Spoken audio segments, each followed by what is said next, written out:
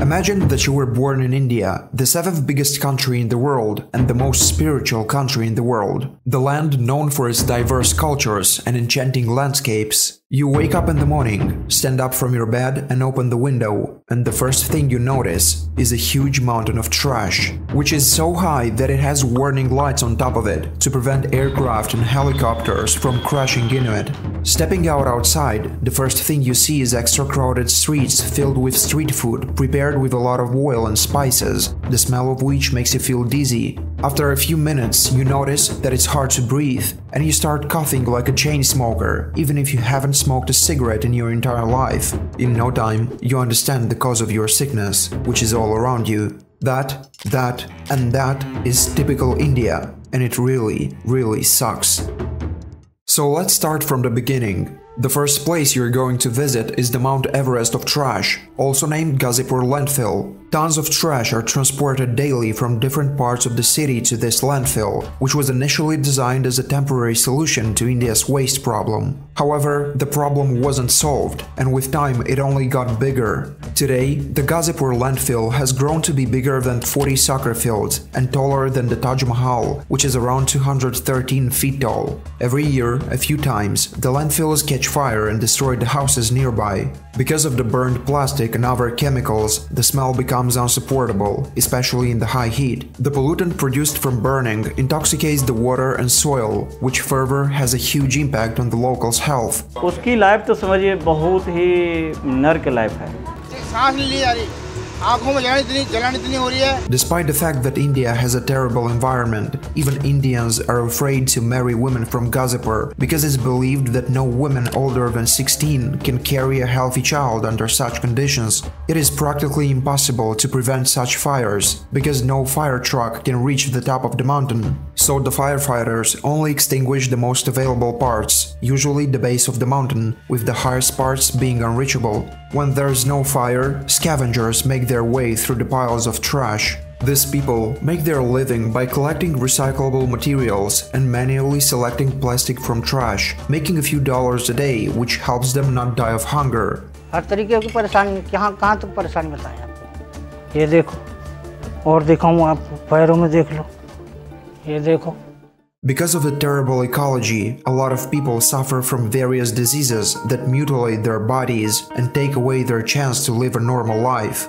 हाँ लगाते हैं, हमारे बच्चे लगाते हैं, स्कूल जाते हैं तो लगाते हैं। नहीं पार्क तो यहाँ कोई नहीं है, बच्चे खेलते ही नहीं है, फिर भी तो टाइम ही नहीं मिलता पहली बात तो इतना। Alright, but why not just leave and go to a much more livable city? The short answer is that some people just can't afford it. A lot of them were already born into poverty, like their neighbors, whose only source of existence is separating plastic from trash. Others just don't care, accepting this type of existence as normal. Yes, Indians accept a lot of things as normal that would be unacceptable in any other society. For example, the open statistics say that close to 594 million people, which is 48% of the population in India, practice open defecation. That's half of the population dumping over 65 million kilos of poo in the streets, fields, or rivers every single day. Even though in 2015 the Indian government built 500,000 home toilets, a lot of people still prefer to fertilize the soil outside, helping to spread a ton of diseases through water and air. That phenomenon confused the sanitary inspectors, who decided to investigate household toilet usage. Very quickly, they discovered that most of the toilets were used as storage rooms.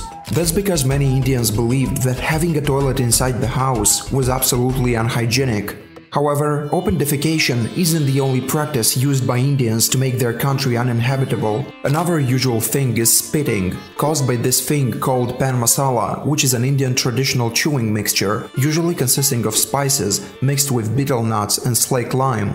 When consumed, it's supposed to provide a sense of relief after meals, serving as a mouth freshener. However, Indians mix it with tobacco, which has a terrible effect on health, increasing the risk of oral cancer, among many others. Chewing pan masala produces a lot of saliva, which has a black-brownish color.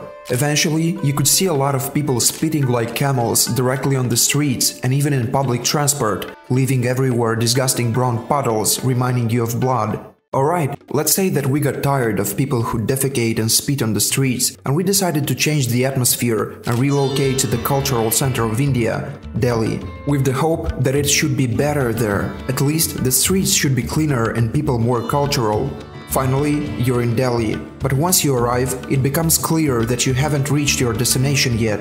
Yes, here in Delhi, the government puts more effort into preventing street pollution by installing trash bins. But that doesn't really work, because people steal them and sell them as scrap metal for a few pennies. You'll not be surprised to learn that Delhi is also the city with the highest level of air pollution in the world. The scientists concluded that spending a single day outside in these conditions is like smoking 50 cigarettes. On this highway, located near Delhi, the smog was so dense that drivers couldn't even see where they were going. As a result, more than 25 cars were involved in a massive accident. On this 3D air pollution map, we can check the air quality worldwide in real time. Blue and green colors mean that the air quality in this region is good. Yellow means that the air quality is moderate. Orange and red mean that the air quality is unhealthy, and purple means that the air quality is very unhealthy and even hazardous. Now, if we take a look at the United States, we notice that the color is blue and green. If we jump to Europe, we can see that the color is mostly green, which means that in this region the air quality is pretty good.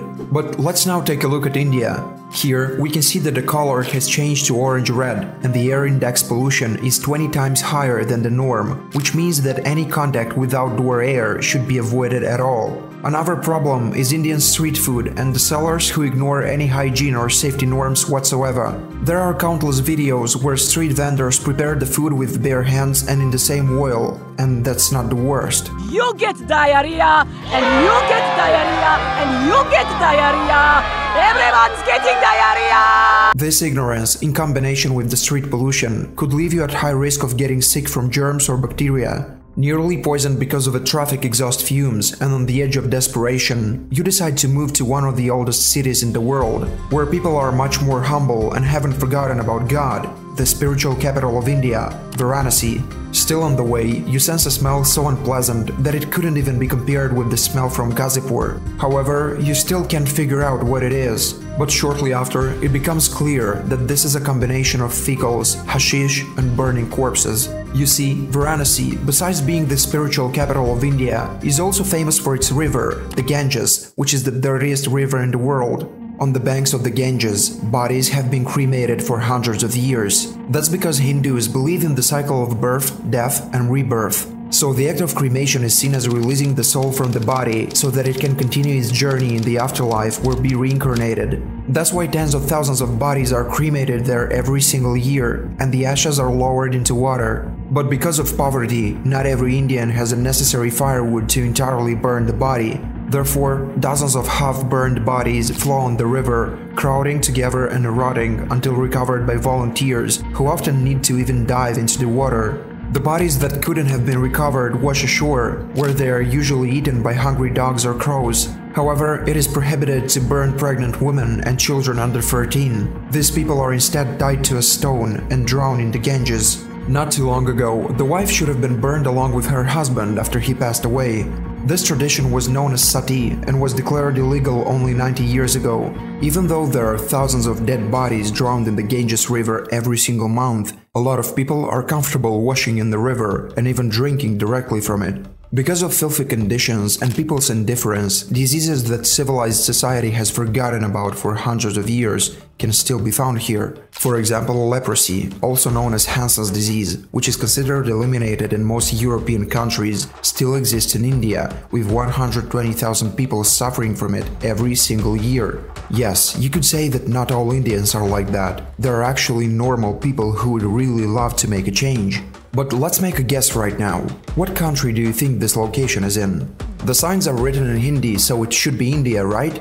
Wrong. That's a street called Little India in one of the cleanest countries in the world, Singapore. In Singapore, it's illegal to spit in coffee shops and markets, but it's also illegal on public roads, sideways, and any other place that's open to the public. If you break this law, you'll be slapped with a fine of up to $1,000. What about littering? First-time offenders face a fine of up to 1,000 Singapore dollars. Repeat offenders will be fined up to 2,000 Singapore dollars and subject to a corrective work order. But even that doesn't help. When there are problems with the environment and comfort of the city, people often point the finger at the government. However, that's not the case with India, where the fish rots from the tail down, and it all begins with people's mentality. You see, from ancient times in India, there was a caste system established. The highest castes are the ones who litter, and the lowest are the ones who clean. However, the amount of trash produced by multiplying this logic by billions of people would be too much for even an army of cleaners to handle. Although Indians are known for keeping their homes and bodies clean, they are indifferent to what happens over their fence. Another problem is that before Indians joined the global food system, all waste was environmental. It either decomposed naturally, was burned, or the leftovers were eaten by cows. This is where the habit of throwing everything under food came from. With the invention of plastic,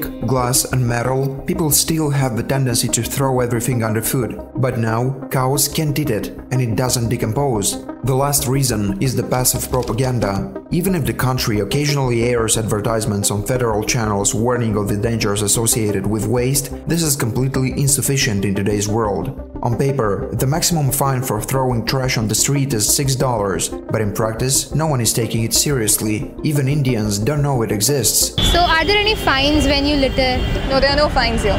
You can just throw it anywhere, nobody gives two shits about it. India is a perfect example of the broken windows theory, which states that visible signs of disorder and misbehavior in an environment encourage further disorder and misbehavior, leading to serious crimes. Or simply put, if one window is broken and isn't repaired, soon more windows will be broken in the neighborhood, because people would stop being civilized if their environment isn't. And we see such an example in India, where the more garbage is thrown on the streets, the more garbage will be thrown. My words can be confirmed by an experiment which was made in India. Volunteers found a dirty street, cleaned it up and painted the walls, and it helped. People stopped littering there. They did the same thing with a dirty store wall, transforming it into a public toilet, and it helped as well. People stopped peeing on the wall. What about the smog pollution? If we take a look on this graph, we can notice that in October and November, the level of air pollution increases hundreds of times. But cars are driving all year round and factories don't go on vacation, so what's the matter? The thing is, the majority of smog does not appear in the city.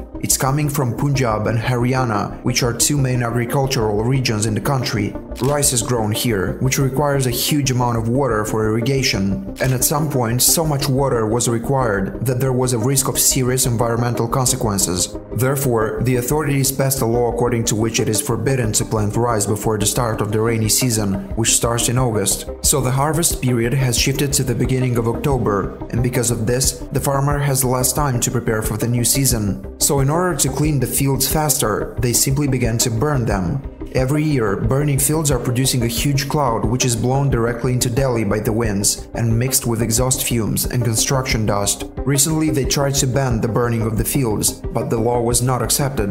We could say that everything we talked about in this video is the concern of politicians. On the other hand, if the Indians don't want to make a change, the politics wouldn't take any action. Until something clicks in the minds of the entire 500 million people, nothing will change. Or perhaps it's too late.